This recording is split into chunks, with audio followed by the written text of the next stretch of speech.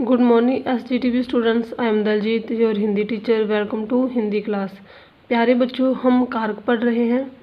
कारक की परिभाषा हमने क्या पढ़ी? संज्ञा या सर्वनाम का जो रूप वाक्य के अन्य शब्दों के साथ उसका संबंध प्रकट करता है उसको कारक कहते हैं।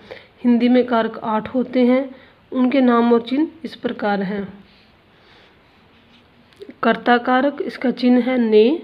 कर्म कारक को, कर्ण कारक से के द्वारा, संप्रदान कारक को के लिए, अपादान कारक से यहाँ पे अलग होने का भाव है। से यहाँ भी आया है लेकिन यहाँ पे क्या है, अलग होने का भाव होता है।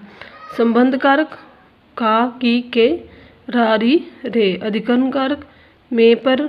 संबोधन कारक हे, ओ, अरे। तो ये इनके चिन्ह हैं। ये हमारे पास 8 कारक है। तो डियर स्टूडेंट्स, प्यारे बच्चों, हमने 6 कारक हम पढ़ चुके हैं। आज हम अधिकरण कारक और संबोधन कारक पढ़ेंगे।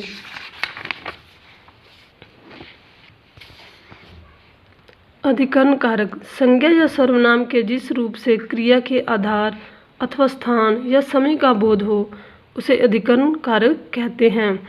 क्या कहा है कि क्रिया के स्थान का या समय का या आधार का पता चले, यानी कि क्रिया कहाँ पे हो रही है उसके स्थान या समय का जो बोध हो उसे अधिकरण कारक कहते हैं। इसका चिन्ह क्या है? में या पर। जैसे हम उदाहरण देखेंगे, आकाश में पक्षी उड़ रहे हैं, तो क्रिया कहाँ हो रही है? आकाश में।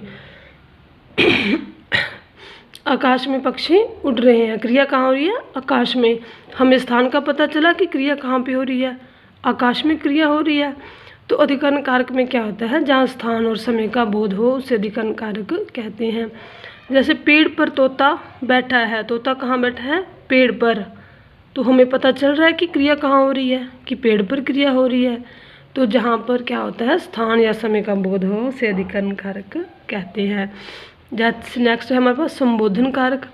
किसी को पुकारने अथवा संबोधित करने या सावधान करने के लिए संज्ञा के जिस रूप का प्रयोग किया जाता है उसे संबोधन कारक कहते हैं।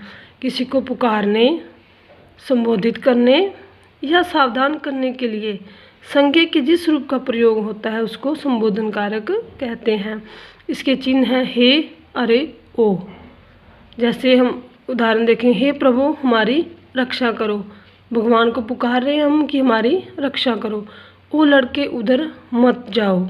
किसी को संबोधित कर रहे हैं या किसको सावधान कर रहे हैं कि वो लड़के उधर मत जाओ। अरे तुम अभी तक यहीं हो। किसी को संबोधित किया जा रहा है, अरे तुम अभी तक यहीं हो। तो कई बार क्या होता है कि इन चिन्हों का प्रयोग नहीं भी किया जाता और संबोधन कारक होता है। जैसे बच्चों चुपचाप बैठे रहो, यहाँ हमने किसी को संबोधित तो किया है लेकिन हे, अरे, ओ का प्रयोग नहीं किया। बच्चों चुपचाप बैठे रहो, बाल को शोर ना करो। तो ये था हमारा संबोधन कारक। तो डियर स्टूडेंट्स, हमने अपना कारक लेसन को अच्छे से रीड कर लिया है। तो आपने लेसन को अच्छे से रीड करना है। इसकी बुक वर्क की PDF आपको नेक्स्ट क्लास में मिल जाएगी। Thank you, have a nice day.